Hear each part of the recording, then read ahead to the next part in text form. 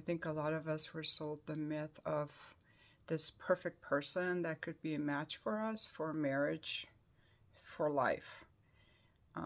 Certainly, I do not believe in a twin flame or a soulmate, but I did think that there could be people that could be well matched for me. That could be maybe 100 people in the universe that would be well matched for me, and I would meet one of them. And I've come to believe now that there are some people who find their perfect person for life. And some of you on my channel who leave comments about how happy you are in your relationship of 20 or 30 years. And I know other people like that who are like, oh my God, I was married 30 years and my spouse died and this person was my best friend. And that does exist. I do not know what percentage of people get relationships like this. I also know people who met in high school and they have been together ever since, and it's been decades, so that does exist. It does exist. I don't think it exists for everyone. That's what I'm saying. I think we have to be realistic. And over the years, thinking about, I haven't dated anyone. In 10 years, I've been single. I haven't dated anyone.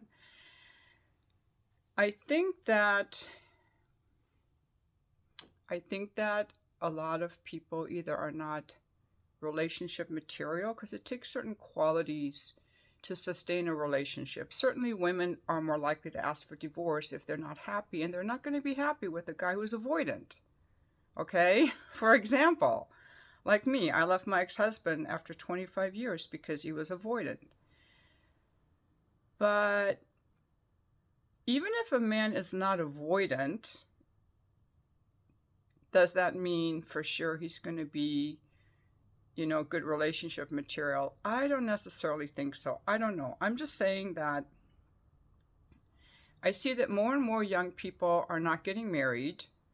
They're single for longer periods of time. And we have all these single people running around, including me, that don't have anyone.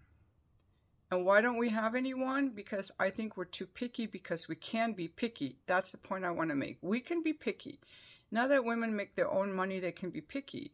When I married my ex-husband, if you read my book, The Fuck List, I was debating about whether to marry him. I was debating about it. I'm going to read you a section from my book. This is from What I Did for Sex. And I talked about... Well, I can't really read the whole section because it ties into other things, but on page 61, I concluded with, I decided to overlook the meditation part, the arguments, the lack of affection, the lower attraction, and the boring sex, and made final arrangements for our wedding. So even though I had decided on so many levels he was going to be a guy that I wanted to marry, because I knew he was going to be a good father, I knew that he was stable and calm and secure, and he was interesting, and he loved me, and he would never leave me. At the same time, he wasn't perfect. He wasn't into meditation. We were arguing about things. The sex was really boring. And there were a lot of differences between us. So if I was financially independent, I would not have married him. I would have waited around for a better guy to come along. And that's what many people are doing today. So why did I marry him?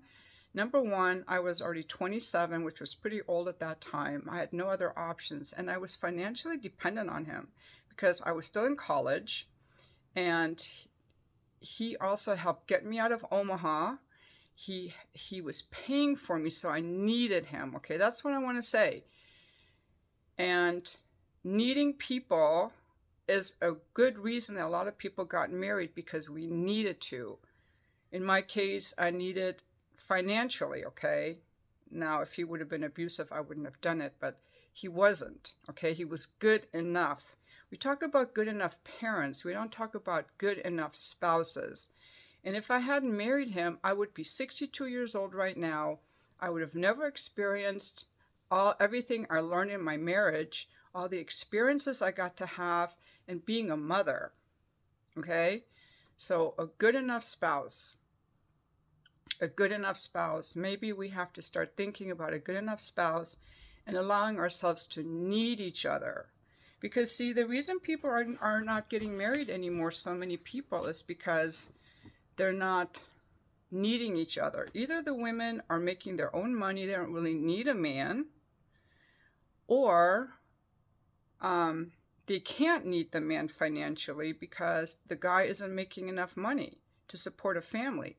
I think needing each other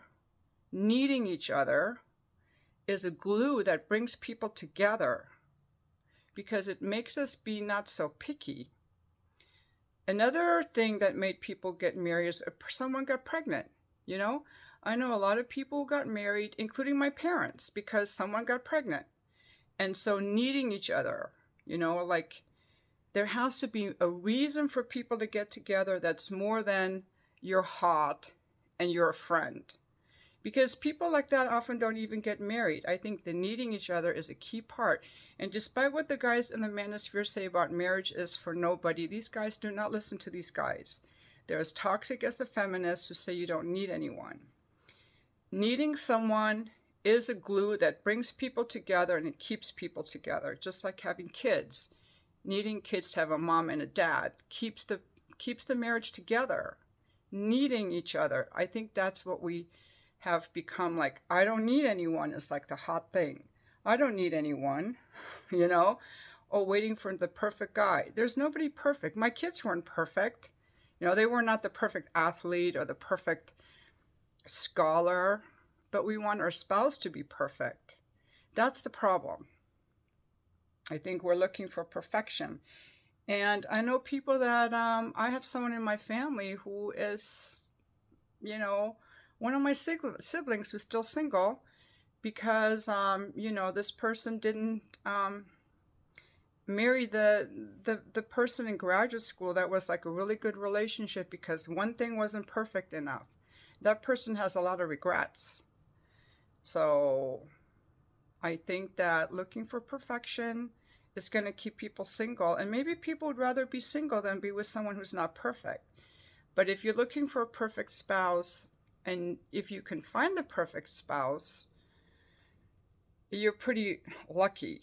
And even people, and I want to hear from these guys that are like in 20 and 30-year relationships, if it really is that rosy all the time. It probably isn't.